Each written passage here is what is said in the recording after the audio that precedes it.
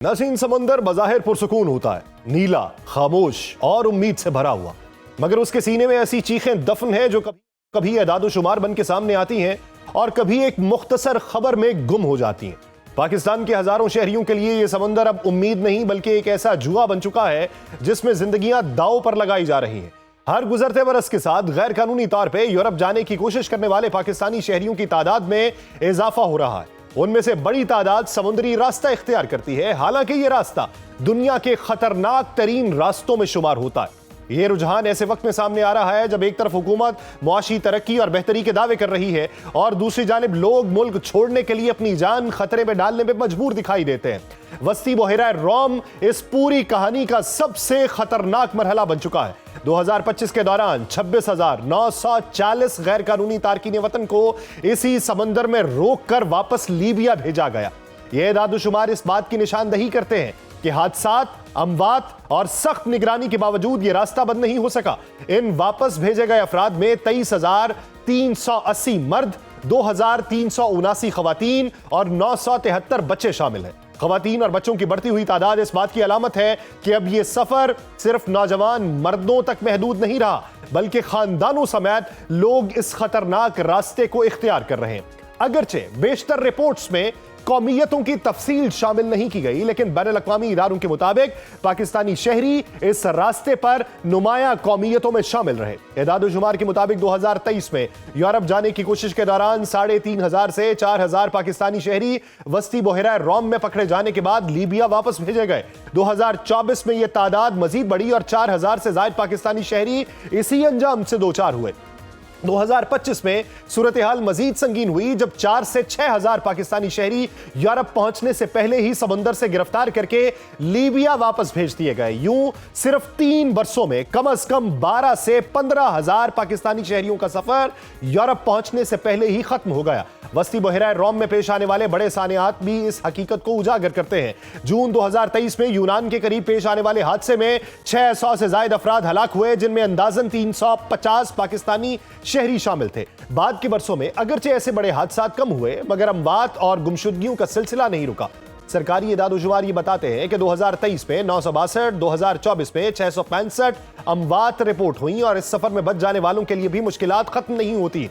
International organisation for migration वाज़ेह तौर पे कह चुकी है कि लीबिया के हिरासती मराकज़ में बदसलूकी और तशद्दुद की शिकायत आम है। चुनाचे पाकिस्तानियों का अपनी जिंदगियां दांव पर लगाकर गैर कानूनी तौर पर यूरोप जाने का रुझान इस मायूसी को जाहिर करता है जो उन्हें हर तरह के खतरे का सामना करने के लिए तैयार करती है। इसी मंजरनामे का इहाता करेंगे। हमें ज्वाइन किया है माहिर इमिग्रेशन पॉलिसी अजीम कासिम साहब ने। अजीम कासिम साहब, बहुत शुक्रिया आपके वक्त का।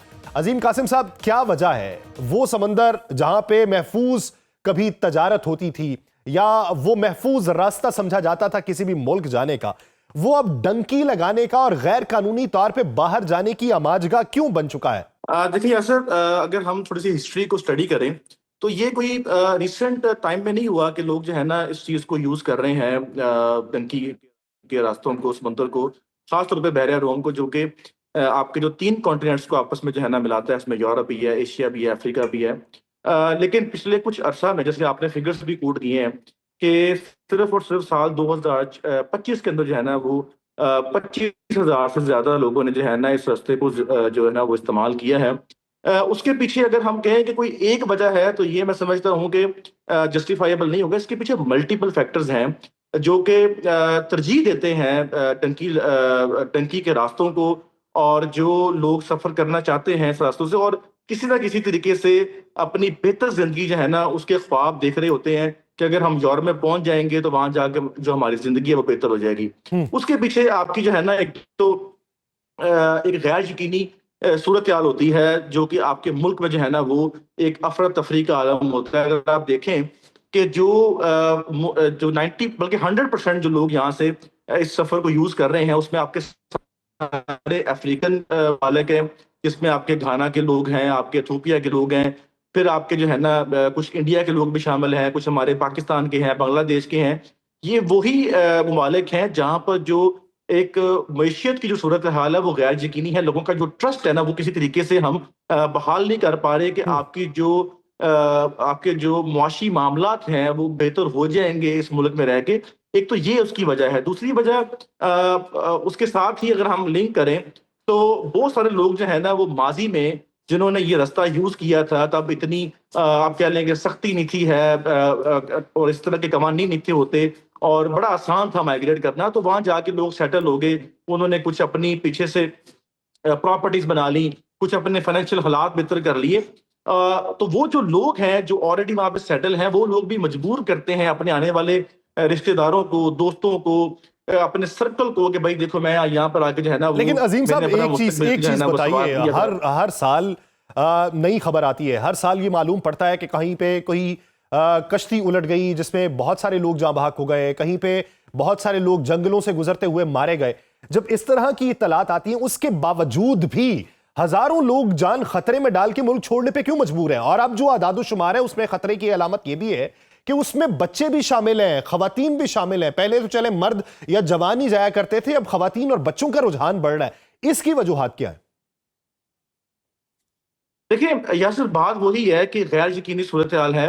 اگر آپ دیکھیں نا, جیسے میں نے عرض کیا کہ کون سے لوگ جو ہے نا وہ یہاں سے ہجرت کرنا چاہ رہے ہیں, جن کے پاس نوکری نہیں ہے, جن کے پاس کھانے کو پیسے مطلب کہ آپ سمجھ لیں کہ 2 وقت کی روٹی میسر نہیں ہے, اور وہ اتنے غیر یقینی ہیں اپنے معاشی حالات کو لے کے, ملکی حالات کو لے کے. وہ سمجھتے ہیں کہ آپ دیکھیں نا خودکشی کی جو ہماری پرسنٹیج ہے وہ کس طرح انکریز کر رہی ہے, تو وہ ایک طرح سے اس چیز کو ایز اے سوسائڈ اٹیمپٹ ہی جو ہے نا وہ آپٹ کر رہے ہوتے ہیں کہ اگر تو ہم وہاں پہنچ گئے تو ٹھیک ہے ہمارا مستقبل سنور جائے گا, لیکن اگر ہم نہیں پہنچیں گے, اگر ہم رستے میں خدا نخواستہ ہماری جو ہے نا موت واقع ہوتی ہے, تو وہ تو آلریڈی اس دہانے پہ پہنچ چکے ہیں جہاں پہ وہ خودکشی کرنے کو تیار ہیں. نمبر 1. نمبر 2, میں سمجھتا ہوں کہ یہاں پر کچھ ان اویئرنیس بھی ہے جو کہ پرائیویٹ اداروں کو, این جی اوز کو, حکومتی اداروں کو بھی کریٹ کرنی چاہیے کہ باہر جانے کے اور بڑے راستے ہیں جن کو جو کہ قانونی راستے ہیں جن کو اختیار کر کے آپ لوگ جو ہے نا اپنے جو ڈیسٹینیشن ہے وہاں پہ پہنچ سکتے ہیں. جیسے ابھی اٹلی نے بھی جو ہے نا اناؤنس کیے ہیں کچھ ورک پرمٹس پاکستان, خیر یہ ہماری ڈیبیٹ نہیں ہے, تو ان کو بھی ہم جو ہے نا یوٹیلائز کر سکتے ہیں. لیکن وہ جو ایک غیر یقینی صورتحال ہے, وہ جو ایک بے اعتمادی ہے, اس کی وجہ سے اب جو ایک فرسٹریشن ہے فیملیز کے اندر اپنے رشتہ داروں کو لے کے, اپنے سرکل کو لے کے, تو وہ میں سمجھتا ہوں کہ اس چیز کی بنیادی وجہ ہے جو کہ, اور پھر ایک اور چیز بھی ایسر ہے کہ ہمارے جہاں پہ جو سکل ہے نا, جو لوگ یہ جانا جا رہے ہیں, جو راستہ یوز کر رہے ہیں, اگر آپ دیکھیں وہ کوالیفائڈ نہیں ہے, وہ ڈگری ہولڈرز نہیں ہے, نہ ان کے پاس کوئی ہنر ہے. یہ سارے وہ لوگ ہیں جو وہاں جا کے بھی جو ہے نا پیٹی کامز کریں گے اور جابز کریں گے, painter, carpenter, washer, dish washer, اور ان کو لگتا ہے کہ اگر ہم یہ کام پاکستان میں رہ کے کریں گے تو جو ہماری آمدن ہے وہ پاکستان میں کیا ہے 37,000 35,000 30,000 جو آپ کی منتھلی آمدن ہے, جو کہ وہ سمجھتے ہیں کہ ہمارے جو پلانز ہیں, جو ہماری خواہشات ہیں ان کو پورا نہیں کر سکتی. اور اگر یہی کام وہ یورپ میں جا کے کرتے ہیں یا کسی کنٹری میں جا کے کرتے ہیں تو اس میں پیسہ زیادہ مل جائے گا. اچھا عظیم صاحب, میرا ایک آخری سوال یہ ہے کہ اگر گزشتہ 3 برسوں کے اعداد و شمار دیکھیں, 12 سے 15 ہزار پاکستانیوں کا یورپ پہنچنے سے پہلے ہی واپس کر دیا جانا, یہ ایک الارمنگ سچویشن ہے. دوسرا یہ کہ 2023 کے یونان کے قریب جو سانحہ ہوا تھا, اس کے بعد ریاست نے کیا کوئی مؤثر سبق سیکھا ہے؟ آپ ریاستی پالیسی بہتر دیکھتے ہیں امیگریشن کے حوالے سے؟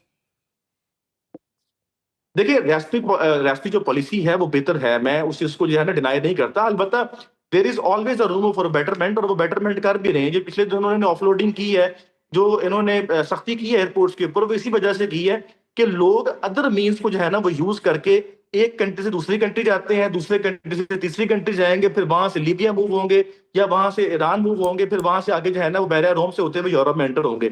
تو یہ صرف ہمارا یہ ایک پالیسی کا جو ہے نا وہ اس میں عمل دخل نہیں ہے.